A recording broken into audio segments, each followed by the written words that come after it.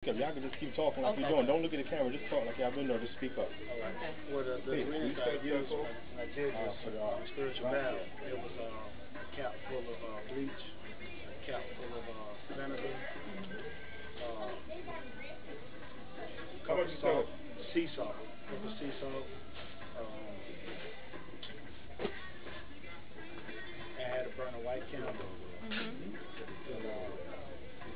Sit and put my whole body under, come up, and you have to immediately rinse off. Okay, you know, after a while you're sitting there, you meditate on what you need, and you call in what you need.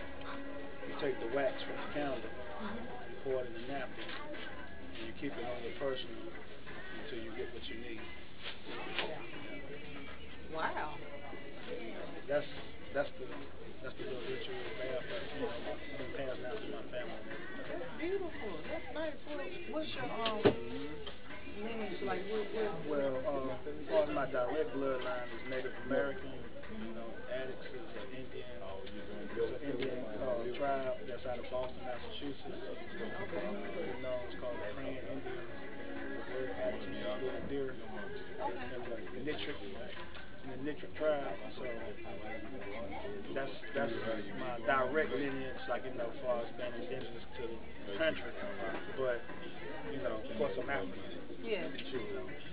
But it's just small things I'm still trying to grasp on. Like my mother used to do, but she didn't really tell us why. She was doing things. It would be honeycomb in the pot sometimes, or cinnamon sticks in the pot.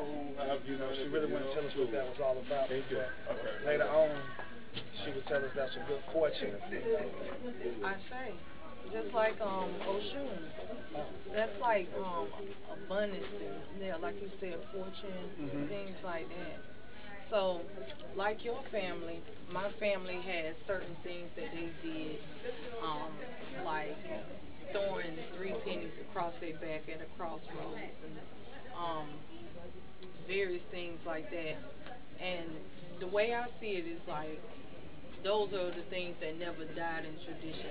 We may not know exactly what the reason was behind it, but the tradition is still alive. It won't die.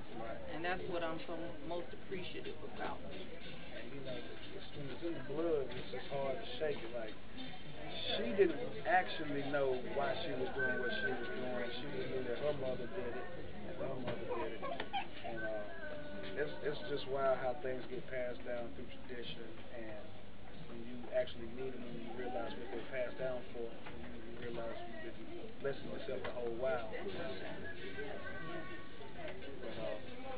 But with this right here, with the Orishas, in my studies, that I just was like kind of dumbfounded that a whole bunch of religions come straight from this. Like, of course, Christianity comes out of it because it has some of the foundations in it, and spin-off, you know, Voodoo or Voodoo, you get some of that out of it. I think it's with the shells, reading and the shells. Okay. Yeah. I think the name of, like, when Ifa priest defines it, was used, or the tools is called the Mary de Lagoon. And then the Obi, which are either it could be like palm kernels, yeah, palm kernels, or not kernels, excuse me, like the seeds, or either the shell, or they take like coconut shell, and I'm not really familiar with the 16 carat shell divination. That's, I guess, reserved for priests, and I'm not yet a priest. But I do know how to do the 4 carat shell, the 4 obi divination, and depending on which way they land, you get a yes, a no, or maybe answer. So yeah. Also, an Ifa priest use what they call an Okwele chain, and it's basically like this thing here, and it's lined up with like and cola nuts. And so the way I've seen it done is like you take it, it's like you, I will have to have one to show you, but you go back and forth and then you drop it. Depending on the way it lands, you mark the Odu. And the Odus are like sacred texts or sacred stories that were passed down with like a moral or a story to it, which pretty much tells you what you're dealing with or what you're going to be dealing with or what you have dealt with in the past. So it's like a reading? Yeah, exactly. Divination. Yeah, reading like that. Yeah. That's funny you say that because when we was talking about the community that's trying to get the festival set up, they were saying that they need someone to tell folks the lore or folk stories about the time before. And you know, I just thought that might just fit in, but not in a reading form, but just telling the kids of the amount of like history through like a story though. Because you don't want to drown the kids with too much information that direction don't go away. Yeah. In African traditional religions, there are people that whose job or training their whole life is to tell the stories of the past, and they're known as griots. I may not say it right. Yeah, griot. So, I can't say that I personally know one, but I can say that my spiritual mother, whose title is Elashe, she brought Shango to Trinidad. She brought that Orisha back to Trinidad. So, yeah, that would be pretty interesting. I'm gonna have to talk to her about that. If you would like to, that I just heard about it for the first time today myself. Another thing I would like to say, as far as like, it just hit me on tradition that got passed down through the Native American side of my family, as far as like catching dreams or being able to remember the dreams. Like you might see these little, it's real popular now. They got a little dream catcher with the nets and the feathers and everything. Right. And that was just one way of catching dreams. But we used to put a bowl of water under the bed. And that would help keep that dimension of thought, around. So when you wake up, you don't jump up out that dimension. What happened? What's going on? Look at, make sure you come out in a sensible manner with the knowledge of where you've been. Just through the bowl of water. Like I say, that was passed down. And, I've tried to do that, and it has helped me, recollect what I was doing, so I can write my dreams down and make sense of it. Because a lot of stuff is more than dreams; it's almost visions of, assumed future, like a deja vu type thing. Yeah. So that's why I've really, been going back and forth, like trying to dig back into the Native American side of the magic of what they was trying to do, because it's been lost, through,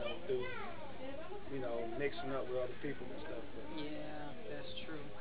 It's interesting that you say something about the bowl of water. Well, I guess speaking on the topic of African traditional religion, there are other traditions that were also brought over here during the diaspora, known as Voodoo or Hoodoo. And basically, Hoodoo and Voodoo is basically a mixture of different traditions all into one. And Voodoo comes from Dahomey or Benin, which the original name is Voodoo, and the meaning of it actually left me. So, but in what I've been taught here in the diaspora, I guess like Voodoo traditions is that you take a bowl of water, you put an egg in there, or you actually crack the egg first, stick 9 pins in, and then pour the water on top of it and put it under your bed, and that's supposed to like draw all negativity way. Really? Like, yes, maybe in your dream state or whatever. So Because I it know worked for me. I believe that because in your dream state you're so vulnerable out of the physical. There's so many things going around the physical that your mind can't capture because you're unconscious for that moment. But in my dreams, I've noticed that as soon as I have started using the water, I can fly. Honestly, I can read in my dreams, which supposedly is not supposed to be capable because reading comes from the right side, and dreams come from the left side. Okay. So, but I have been able to read in my dreams, fly in my dreams, almost magical super type powers that have me overconfident when I awaken. I say. So it's like I know that things work, and it's almost empowering you when you can control yourself while you're unconscious and control what's going on around you while you're unconscious.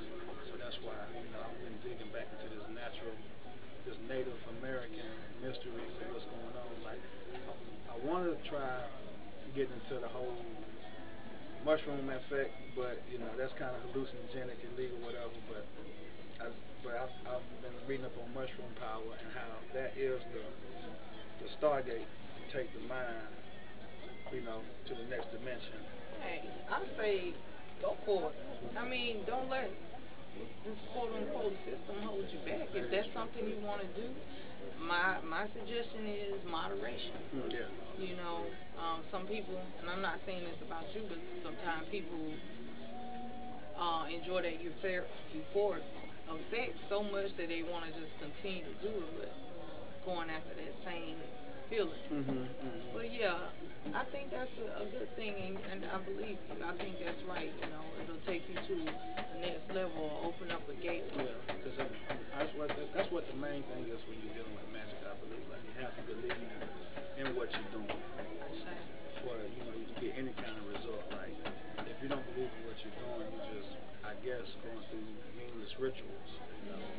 But it's just the small things I put, like, kind of, I want to say, what kind of curriculum I use. I want some kind of magical intent into, just like I said about that wax, that candle wax that you walk around with, while you're meditating and stuff, and that flame is burning.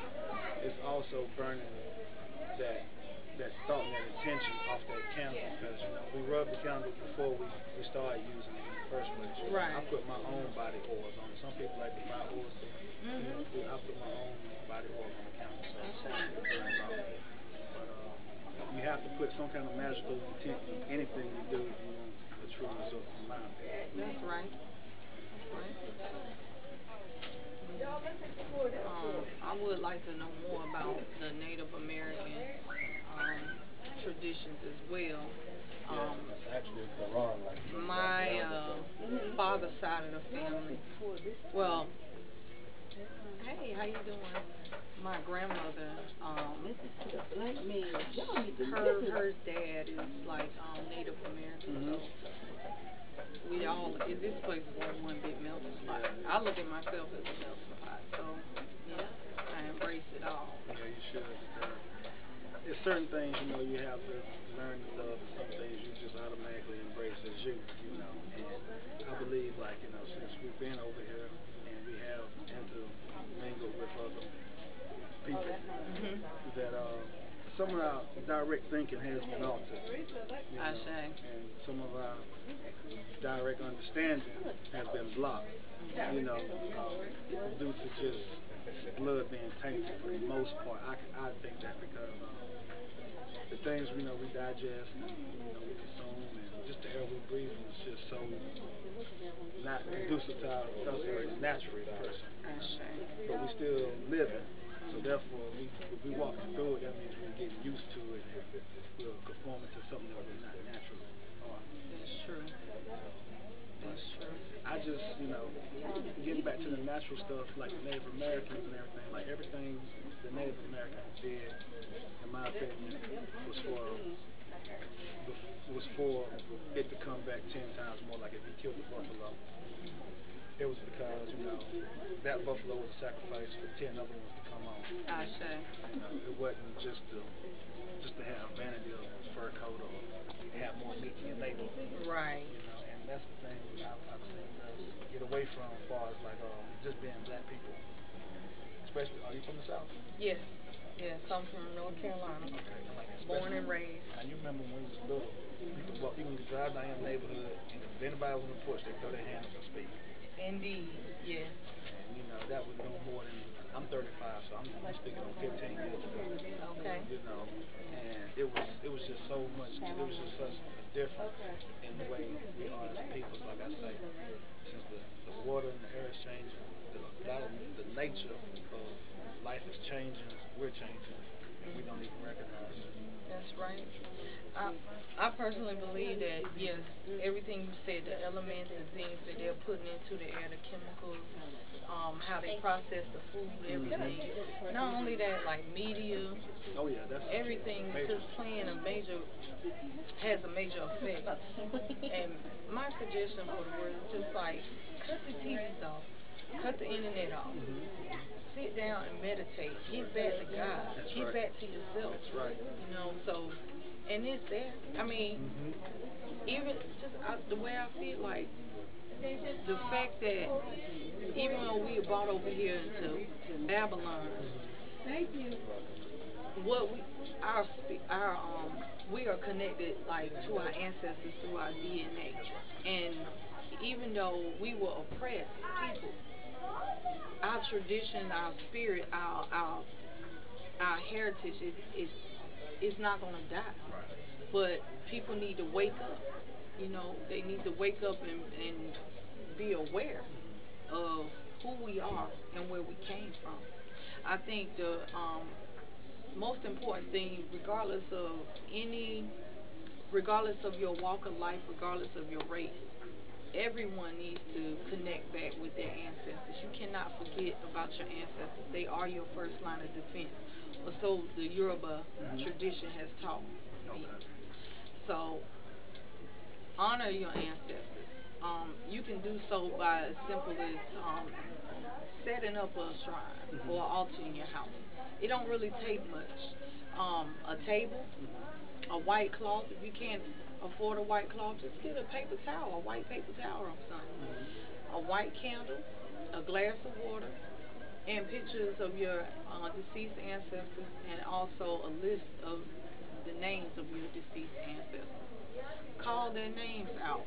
Tell them how you honor them, how you respect them, how you love them. To those ancestors whose names we do not know, we say that to the ancestors' names who we do not know, to those whose name I forgot, to those whose names I did not forget to mention. We honor you, we love you, we respect you, we thank you for getting us to this point.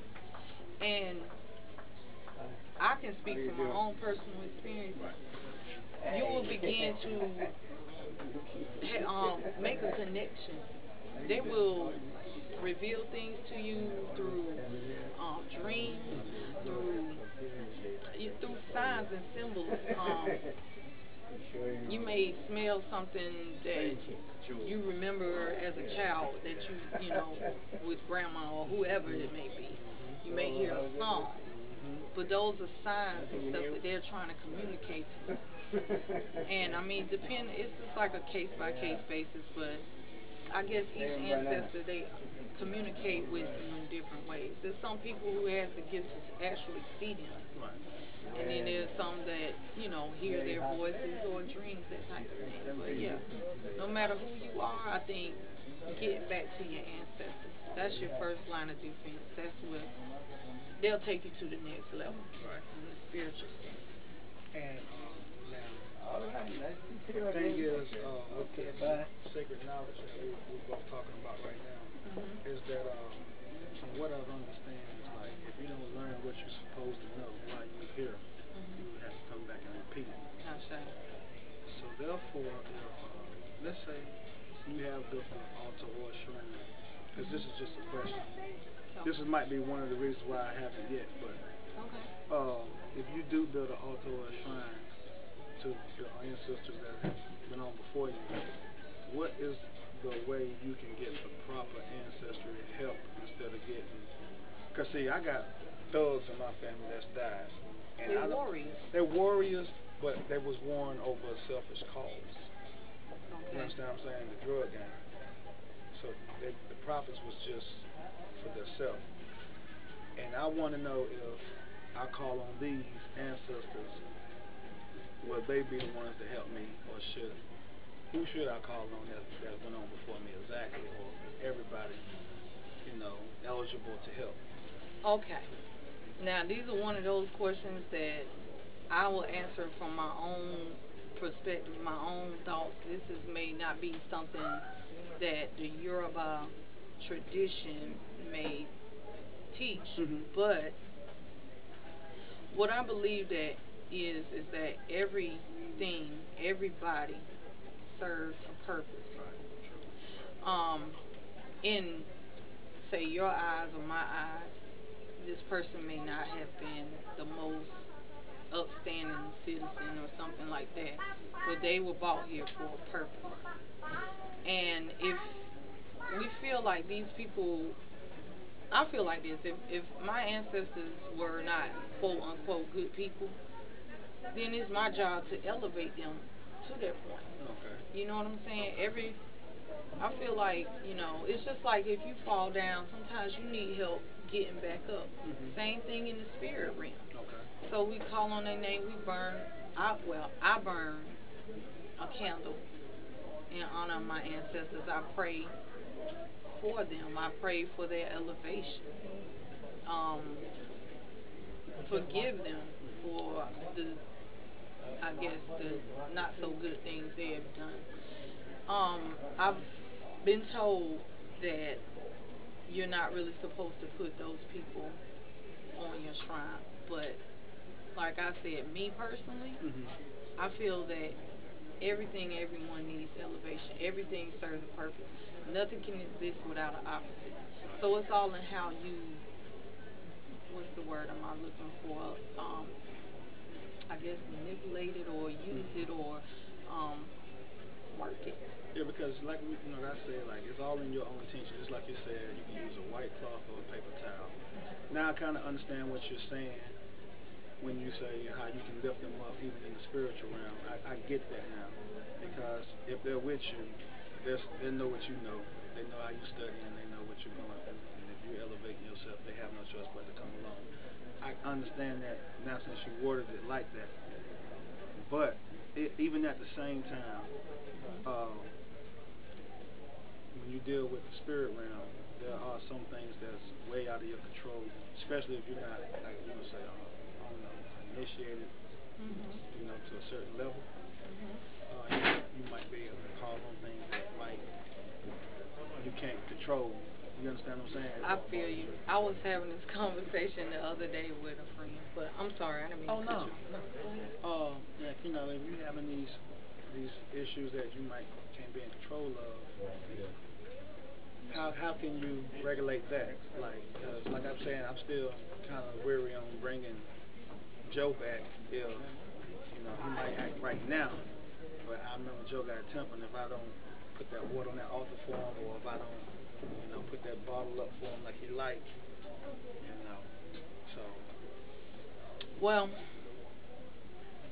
basically my question is, how can you pump the spirit that used to be a warrior, or used to, the aggressive? Well, personally, I don't think it's our job to humble or make a spirit do certain things. Although there are practices like Palero Mayombe that may take the bones of, like, just say, a murderer and do some kind of incantation and work them to make them do a certain job so they can be elevated. So in short, it's like indentured servants. They do a job and then they get elevated. Now, I'm not suggesting it, and I don't know too much about the Palero. This is what I've heard.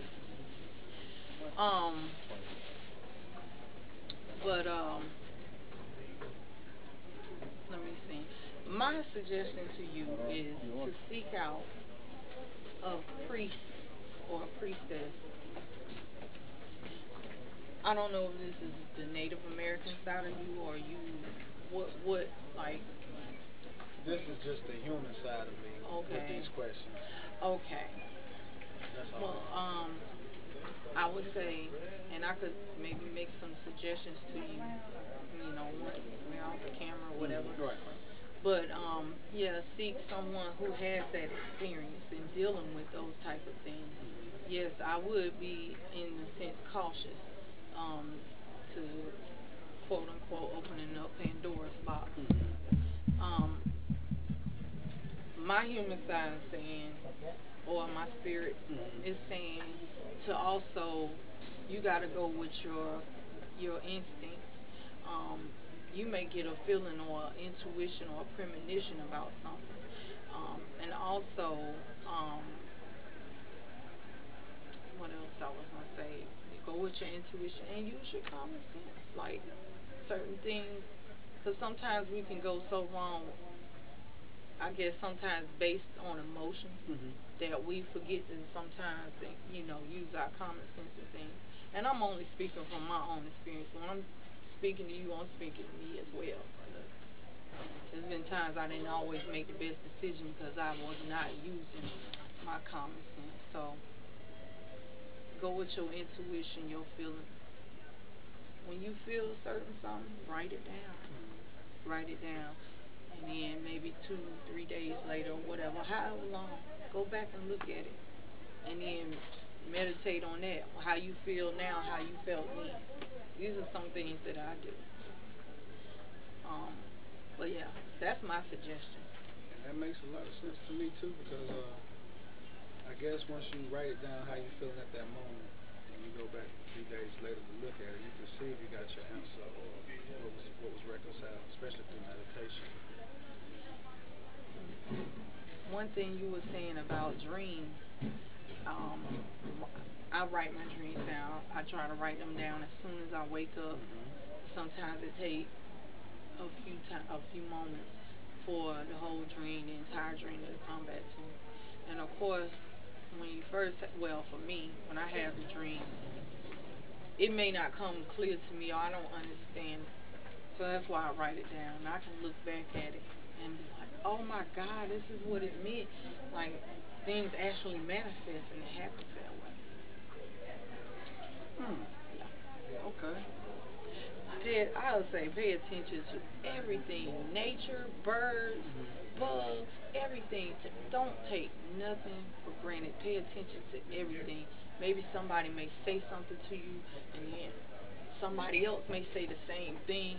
That's not coincidence. You know, I take it all in. I don't take nothing for granted. Everything is a sign. And it seems like, now that you said that, it's like I have noticed when bugs have been extra annoying and birds have been extra singing loud, like, you know, it's been a lot of extra with the elements going on. Yeah, they're trying to get your attention. Yeah. You know, maybe your Orisha or spirit guide or your ancestors, you know, they talk through nature. And, you know, I was telling the Asa the other day that I talk to bugs, I talk to nature. And they listen. They really do. And I don't think it's, because, I mean, I know the average person will say, well, bug can't understand what you're saying. But it's not the language or the speech, it's your vibration that makes, you know, that makes to get the connection or to make it understand. Like, what was it? There was a spider in my house. And I was extremely terrified of spiders because I got bit by a spider. To the point my leg just swelled up. But nevertheless, one day there was a spider in my house, in my kitchen, on the kitchen table. And I was like, oh, I just kind of got scared. And I was like, you know what? I'm one of those type. I'm not going to be in fear of nothing. I'm going to face my fear. Okay. So I went back to the spider and I said, look, I don't like spiders because of what happened to me. But being that I'm following this tradition and this is a nature-based tradition, I have to be in harmony with you. So I tell you what, you can stay in this house as long as you don't bite my kids, and as long as you don't bite me, you can go over there and make a home on my ancestor shrine. Oh, okay. So I said, okay. I backed off. That night I went to sleep. I had a dream. In this dream, the same spider was in the actual. Now, it was in the dining room in reality, but in the dream it was like in the kitchen where I cook and all that. And it was behind a basket, and I lifted the basket up. There was like this tunnel, like a triangular tunnel out of cobweb. And at the end of the tunnel were like eggs, like spider eggs. When I woke up that morning, the spider had actually made the home on the ancestor shrine hanging off my money tree. I come to find out that what the dream symbolizes is that, well, okay, what it meant to me. The triangle 3, that's issue or Legba's number, or 21, which 2 plus 1 equals 3. Right. So the triangle was, to me, a Legba issue, opening a door, a pathway for me. The eggs on the end, fertility, prosperity, that type of thing. So, being that the spider was hanging out the money tree, so how about that week I got a check in the mail unexpectedly for $608. The next thing that happened to me, my car ran out of gas at a crossroad. Leg by again. This lady picked me up. She was kind of well-to-do, an older lady. She took me to get gas, and then she gave me $1,000. Oh, man. No lie. So, just to say that, pay attention to everything. This everything. Nothing. Don't take nothing for granted. Oh yeah. That's like some of my experience dealing with African traditional religions, or my path or my walk as a devotee. Well, now I made something I want to call an altar, but I don't know as far as like what will qualify something as altar outside of like hanging the pictures up and putting the candles and refreshments. So what I did was, this is no lie, it was a money thing too. What I would do, I have a white table, I have a red tray, and in that tray I put all my silver in. I have 2 skull shot glasses on each side representing ancestral worship, but not have any ancestor actually there. Right. Put my picture in the middle of it. Okay. And I got on hard times. I think it was around Christmas time because I had planned a trip out of town, and I was budgeting so hard, and I sat back and I meditated on my candle, and I wore my wax for like maybe a day. I cleaned out the back of my car. I saw old mail in there, and it was an old unemployment check. And I called the number to see, like, was this check any good? And she was like, yeah, it's still good. I'll send you another one in 2 days. And I know it works. I know it works. I say, and that's what I'm saying. Like, go with your intuition, your feelings. Like how I told you to set up the shrine. That's like the way to Europe.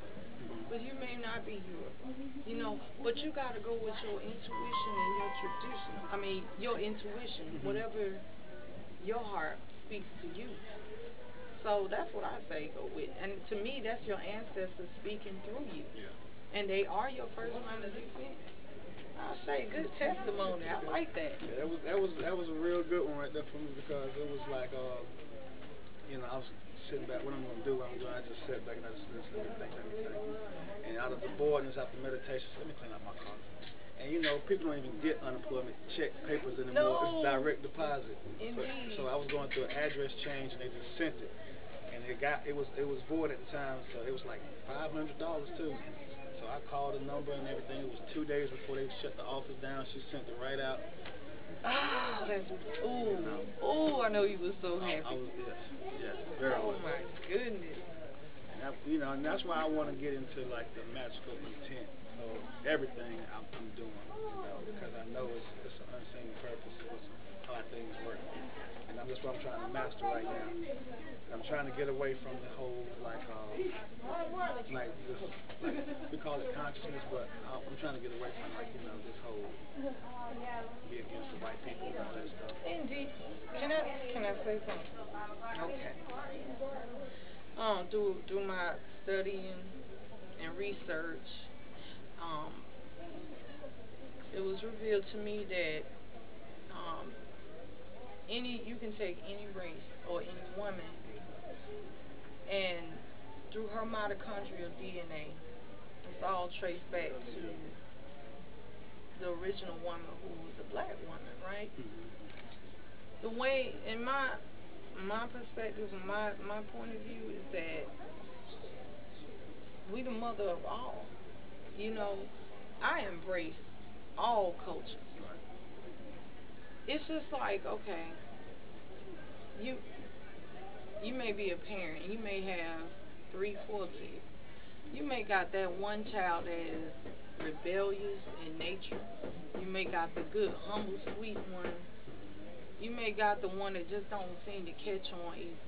But you don't love your children no less. You know what I'm saying? You gotta embrace them all, and I just feel like everybody has to walk their own path. And no matter what you do, karma, whoever you are, what you sow is what you reap. What you put out is what come back to you. I think everything has a purpose. I think we as black people, there's a reason, and I can't say what reason it is, but there's a reason that we went through the sufferings that we did. I think what don't kill you make you strong. That's right. You know what I'm saying? And we're here. That's right. And for all that we went through chattel slavery, our tradition is still alive and still thriving. Right. You may not see it in the mainstream, but it's still there. So we're strong people. And you know, that's the thing, because see, if you, like, as far as like, if you understand, or you have some type of understanding on, you know, occulted magic or spirit guiding, you it's so easy to leave that type of stuff alone, and that behavior of, you know, the devil and, you know, the white man, this and that. Because see, if you understand what you're here for, you have to look at all of that stuff from a God point of view. Like when God looks, let's say, when you look at just tabletop right here, there's plenty of microscopic stuff going on top of that bench. But I'm not mad at that bench for that having that stuff on it. Right. If I feel it's got too nasty, then I throw the whole bench away. But that's God. Like God does not get mad at ants for being ants. You know, so if to me, like if it's a person out here that's like all on that extra militant stuff, you're wasting your time. Exactly. You know, because take more time to hate and more energy to hate than to love or whatever. And if you, that's the way I feel. If it's something that's not right, then you fix it. That's right. You know, and don't just sit around and talk about it. What you gonna do about it? Exactly. You know, and then I feel like you got to lead by example. You know, you can spend a whole lot of time talking and preaching and lecturing. I don't knock people to do that. That may be somebody's gift. But to actually get out there and do the work and put in the work is where you'll see things manifested. Or that's right. Yeah, I went through all those phases, you know. And that's what they are. And I'm here now, and I'm thankful for each and every one of them. I learned something from it. You know, whether it was quote unquote, in the end, it was all still beneficial. You know, I learned something from it, and I moved on. That's right. And that's the thing. I was online with a brother the other night, and he's well known in the community. And you know, he was kind of upset at the way up top was handling the consciousness that they was putting out.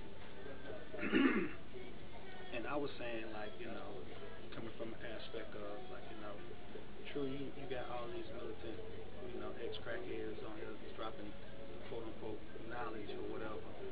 But if you don't deal with your heart, like you say, deal with your gut instincts, and listen to what the spirit's trying to tell you to do, you will fall victim to that. And honestly, it ain't for everybody, because people get little knowledge and throw other intentions into it. Oh yeah, I know. Speaking. So if you are caught out there hating on some militant stuff, or you might need to stay in that lane, because this is for elevation. If you don't recognize that, that's where you need to be. Maybe next time you will get it right. Right. Because honestly, if it wasn't for that part, if it wasn't for that militant part, I wouldn't be so worried about the magical aspect of knowing about melanin, and skin, knowing its magical properties, And once you take that part out of being the pro-black, the militant stuff, and you focus on why are you black, first of all? Right. Why do you have this melanated skin tone, and why is it so wanted? Why is it such a commodity, high commodity? And once you realize what's it for, and that's the magic that you work, especially through your dreams, you have to shy away from that. Yeah. You have to shy away from that militant stuff, because it's bigger than that. It's such a great big picture that you will be lost on the wayside getting mad at some white guy because he's rich. Exactly. And the thing is, we've been here for millions of years. We've been rich. We've been before it was a thing called money, or you can put value on something. We've been here. So for you to even compete with him and what he calls standard of life is stupid in the first place if you're trying to get away from that. Right. And just that's why I'm saying I'm in love with this whole magical aspect of being black. Because when I tell people, can ask me about meditation, I say focus on the blackness, and that scares a lot of folks because they caught up in the vanity of how y'all doing? Right. Thank you. Their image, and they're caught up in the vanity of what they have on and stuff they think that makes them who they are. And the thing is, what makes my magic work, I go inside, become the little man controlling the body, instead of You got it. You got it. Because there's, our physical us, but then there's our higher self. This is a book I would like to recommend to you by a wonderful, wonderful woman who I address her as Elishe, Her Excellency Aina Alomo. And she wrote this book called The Core of Fire. And it deals with a few things like the core belief system, your path to spirituality, discovering perception. There's a couple of things. And it explains a lot of things. So you can find that book on Amazon.com. Get back. Yeah, Amazon.com. Okay, thank you. A couple of other books that I would recommend is by a man named Awo Follow, who's been in this tradition for I think more than 30 years. He has a blog on the internet, and I can write that name down for you. Yeah, we like that. John Mason is also a good author. I think I heard of John Mason. Yes, he has a lot of books on Orisha, the tradition, all kinds of stuff. There's other things that there's a what do you call that? Not a there's a botanica. Botanica? Yes, I got the card. But there's a botanica on Capitol Boulevard, and they sell some of everything. But this is coming from, I guess, the Lukumi or the Santeria perspective, which is all good because I commend that lineage or those group of people because they were the ones that helped kept the tradition alive. Here's their card or whatever, and it's called botanicalolomi.com. Just interesting. And you can look on the back of the card, and then some other things. Yes. Oh, one more thing I will mention. Oyotunji Village is Sheldon, South Carolina. We actually have a king down there. The name king in Yoruba is Oba. Yeah, so His Royal Majesty Adefume II is the king of Oyotunji Village. They have a website called www.oyotunjiafricanvillage.org. So there's a lot of things up there that you could find, and maybe even perhaps like a priest or a priestess that can give you a reading that can tell you where you're at and maybe things you need to do. That's one thing I would like to get some readings too. Oh yes, yes. Palm reading, tarot reading, Yes. That's one of the things of this magic I'm trying to get into as well, because I've recognized that it's all like magic. Hey, buddy. Hey, how you doing? Good, good. This is my queen. How you doing? Nice to meet you. I'm Sokoya. Sokoya. Santa. Nice to meet you, Shanta. These are my children, Erica, Zela, and Zenzele.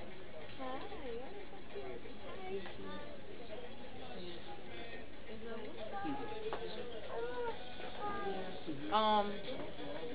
When we off camera, I can recommend someone that you can speak to getting a reading. That's my next step.